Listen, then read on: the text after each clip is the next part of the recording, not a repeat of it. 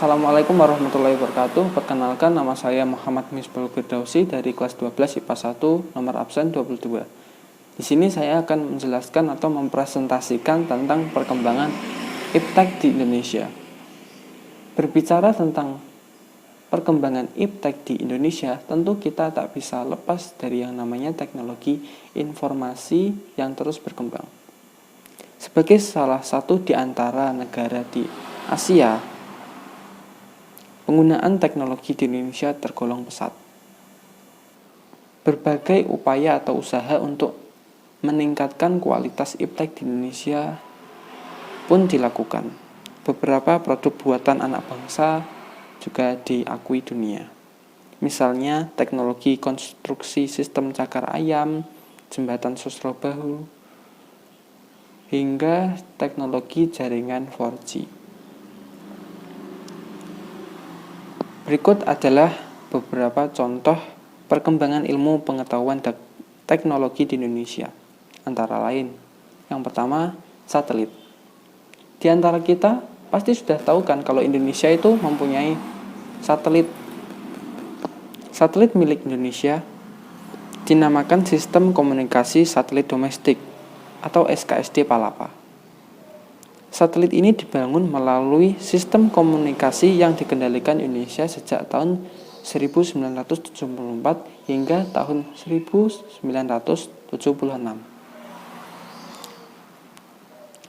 Sistem satelit Palapa ini memungkinkan Indonesia untuk mengakses berbagai informasi melalui sinyal yang dipancarkan ke berbagai perangkat elektronik seperti televisi, radio, telepon seluler, dan sebagainya.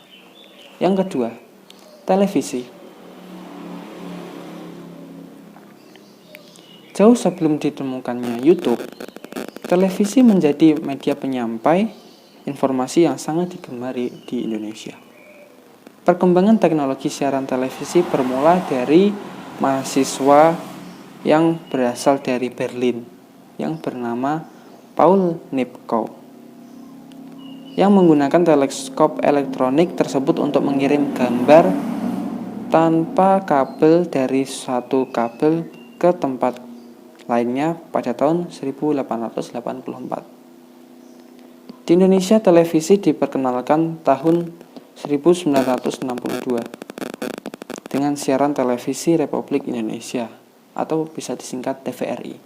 Kemudian disusul oleh TV-TV swasta lainnya seperti SCTV, TPI, ANTV, dan sebagainya. Yang ketiga, komputer dan internet. Pada tahun 1990-an, perkembangan iptek di Indonesia ditandai dengan diperkenalkannya sistem teknologi informasi berupa jaringan internet. Internet memanfaatkan jaringan berbagai komputer yang terhubung secara langsung atau online. Jaringan internet dapat digunakan untuk mengakses berbagai informasi yang dibutuhkan oleh masyarakat di bidang bisnis, telekomunikasi, dan pendidikan.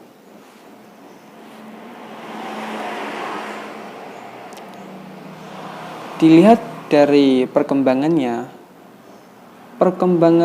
teknologi dan ilmu pengetahuan di Indonesia juga memiliki dampak positif dan negatifnya juga. Untuk dampak positifnya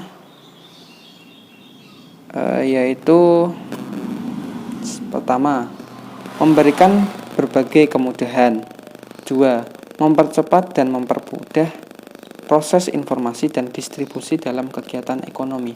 Yang ketiga, menambah efektivitas dan efisiensi dalam interaksi sosial masyarakat. Yang keempat, peningkatan di bidang produksi. Yang kelima, menambah pengetahuan dan wawasan. Yang keenam, perusahaan atau industri dapat menjual produknya lebih luas lagi. Terus berkembangnya harga pasar di pasar global. Kemudian yang terakhir, meningkatkan kualitas pendidikan. Untuk dampak negatifnya, yang pertama, munculnya kejahatan baru, khususnya cybercrime. Yang kedua, berkembangnya sifat konsumtif.